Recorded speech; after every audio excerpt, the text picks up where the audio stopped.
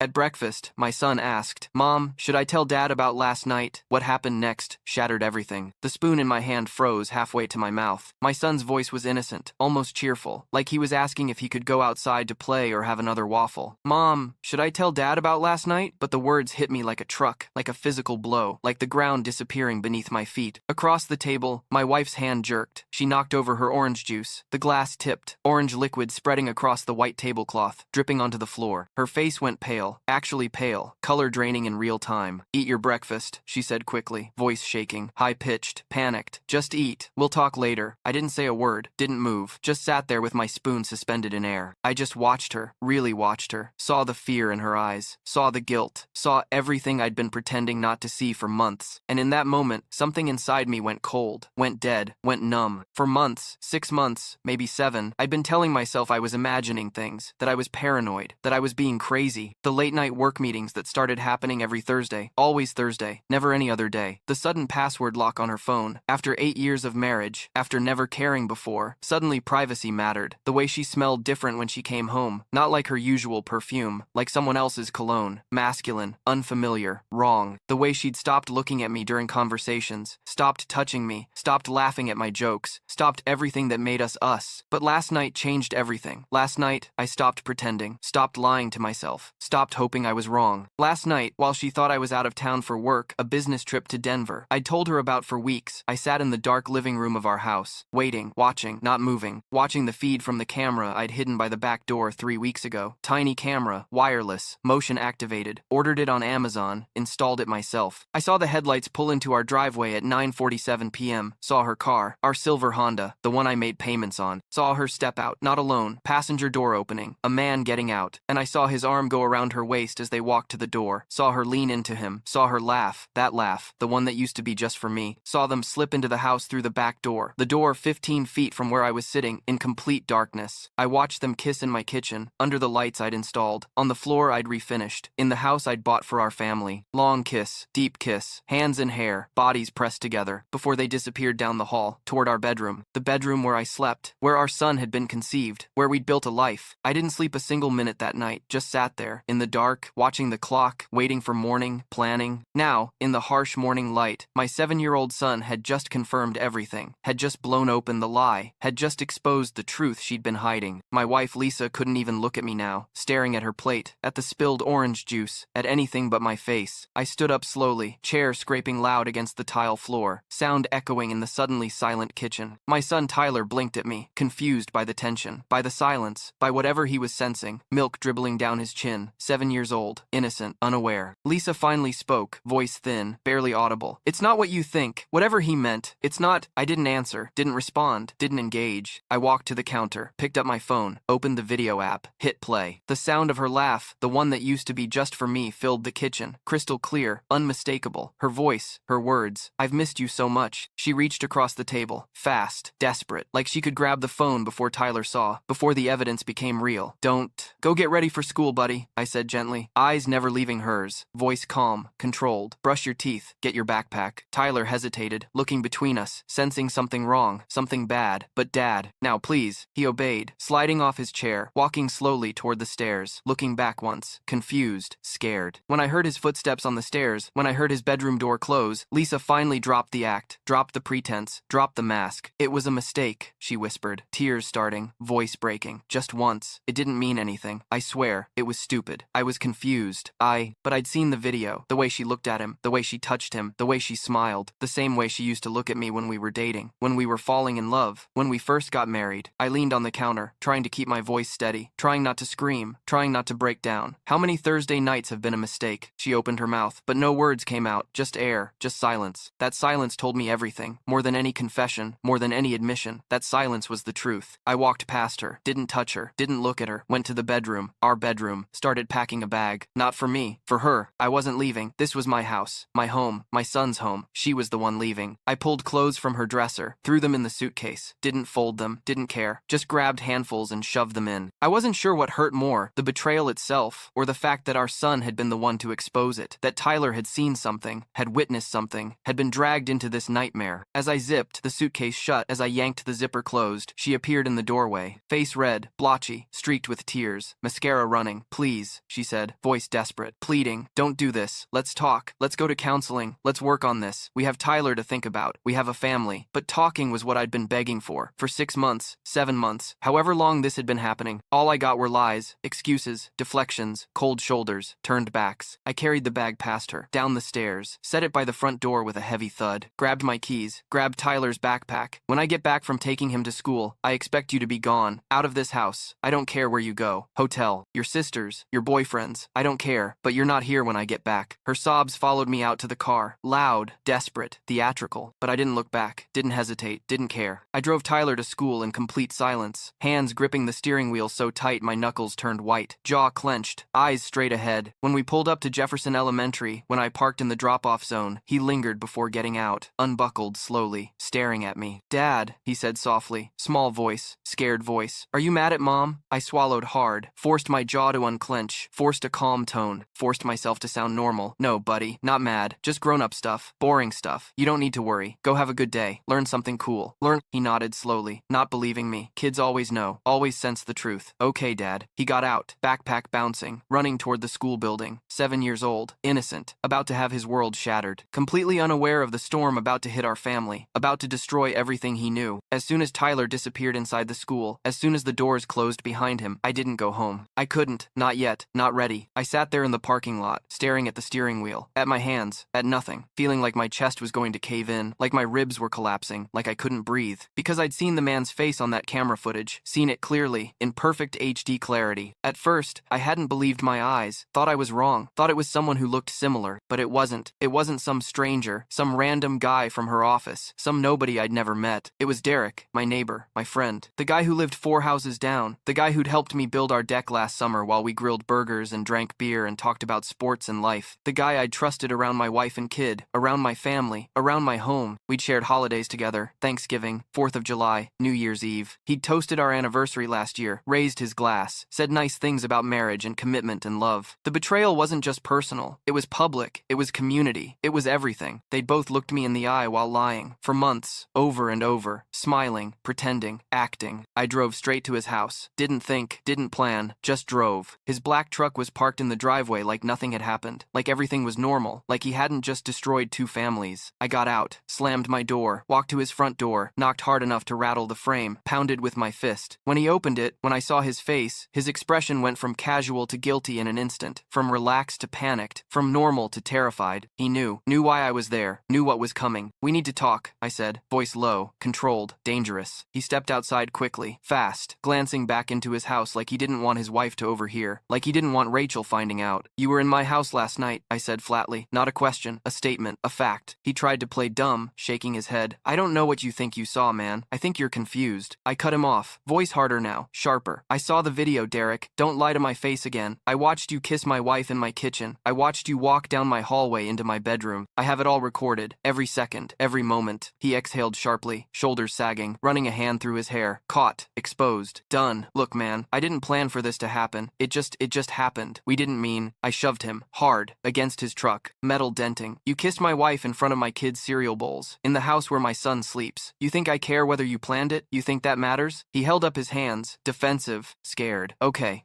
you're right. I'm sorry. It wasn't just once. We've been seeing each other for a few months, since summer, maybe longer. The calm way he said it, the casual admission made me want to put him through the windshield, made me want to destroy him, but I didn't hit him, didn't lose control, stepped back instead, breathing hard, fists clenched. You're going to tell Rachel, I said finally, voice cold. Final. You're going to tell your wife today, before I do, and if you don't, if I have to tell her, I'll show her the video myself. Every second of it. His eyes widened, actually widened. Wait, what? You can't, today, by noon, or I come back with my laptop. He nodded slowly, realizing I wasn't bluffing, realizing this was real. Fine, I'll tell her, I'll do it. I turned and walked away, back to my car, left him standing there, broken, exposed, terrified. When I got home, Lisa was sitting on the couch, waiting, suitcase still by the door where I'd left it, face blotchy from crying, eyes red, makeup destroyed. She looked up when I walked in, hopeful, desperate. Did you take him to school? Is he okay? I nodded but didn't sit down, didn't get comfortable. Yes, and I talked to Derek. Her face transformed, eyes widening, color draining. You what? I talked to him, your boyfriend, had a nice conversation in his driveway. She flinched like I'd slapped her, like I'd hit her. He's telling Rachel today, before noon, and when he does, this whole thing is going to explode. Everyone's going to know. The whole neighborhood, Tyler's school, your family, everyone. one. I hope you're ready for that. She covered her face with her hands, sobbed, loud, dramatic. You're destroying everything. Our family, our life. Tyler, I didn't destroy anything, I said coldly, ice in my voice. You did. When you brought him into our home, into our bed, you destroyed this. An hour later, 10:47 a.m., there was a knock on the door. Loud, urgent, aggressive. I opened it. Rachel stood there, Derek's wife, pale, shaking, eyes red from crying. He told me, she said quietly, voice broken. Everything, all of it, the Thursdays, the lies, everything. I nodded. Come in. We sat at my kitchen table, two strangers connected by betrayal, by shared pain, by destruction. How long have you known? She asked. I found out last night, installed a camera a month ago when I started suspecting. I was tired of feeling crazy, tired of being told I was paranoid. She nodded, understanding. You're not crazy. I thought I was losing my mind, thought I was imagining things, but I wasn't. We sat in silence for a while, just breathing, just existing, just processing. Then she pulled out a folded piece of paper from her purse, opened it. I made a list. Every night he came home late, every excuse he gave, every lie. I think it lines up with what you saw. I unfolded it. Read it. 23 dates, 23 Thursdays, 23 lies. More dates than I wanted to believe, more nights than I'd suspected. This wasn't some one-off mistake, some moment of weakness, some accident. This was a routine, a pattern, a relationship, a deliberate choice made over and over. So what now? She asked, voice breaking. What do we do? I'm filing for divorce, I said. Today, this afternoon. I'm not dragging this out, not giving her a chance to manipulate me, to convince me it was nothing. I'm done. She nodded slowly. I think I'm going to leave him too. I think I have to. I can't look at him anymore. That's when I made a decision. I'm going to invite him over, Derek, here, now. She looked at me like I'd lost my mind. What? Why would you do that? Because I want him to see us both sitting here together. Want him to see the damage he caused, the destruction, the pain. Want him to face it, face us, face reality. She hesitated, then nodded, slowly. Okay, I'll stay. Let's do it. I texted him. Come to my house now, both of you. You and Lisa. We need to talk. 10 minutes later, 11:03 a.m., they walked in together. Derek and Lisa, both pale, both scared, both caught. Derek saw Rachel sitting next to me. His face went completely pale, white, ghost white. Sit down, I said, pointing to the chairs across from us. Both of you. They sat slowly, hesitantly, like children, like criminals. Tell her, I said to Derek, looking right at him. Every time, every place, every lie. No more half-truths, no more minimizing, everything. He swallowed hard, Adam's apple bobbing, started talking. At first, vague admissions. It was a mistake. We didn't mean to hurt anyone. It just happened. But under our stares, under the weight of our silence, he went into detail. The nights, the dates, the lies, the excuses, the planning, the hotels, the sneaking, all of it. Rachel sat there silent at first, tears streaming, listening, processing, until he got to the part about the night of her birthday, September 14th, 3 months ago, when he told her he had to work late. Emergency at the office. Crisis he couldn't avoid, but had really been at my house, with Lisa, in my bed. You ruined my birthday to sleep with her, Rachel said, standing up suddenly, voice shaking with fury, with rage, with heartbreak. You let me sit there alone at the restaurant waiting for you while you were here, with her, in their bed. We're done, she said, voice steady now. Final. Pack your things tonight. You're out. Out of my house. Out of my life. Out. Out. Derek turned to me then, maybe expecting mercy, maybe expecting understanding, maybe expecting something. I gave him nothing, just cold silence. And you are never coming near my son again, I said, voice like ice. If I see you on my property, I call the police. If you talk to Tyler, I call the police. If you even look at him, I call the police. You're done. Finished. Gone. He nodded, looking like a man who just realized his entire life had been ripped apart, destroyed, ended. When they left, when Derek and Lisa walked out together one last time, the house felt eerily quiet, empty, different. That felt final, Rachel said. It was, I said. Now we start over, both of us, from nothing, from scratch. And for the first time in months, for the first time since I'd started suspecting I could breathe,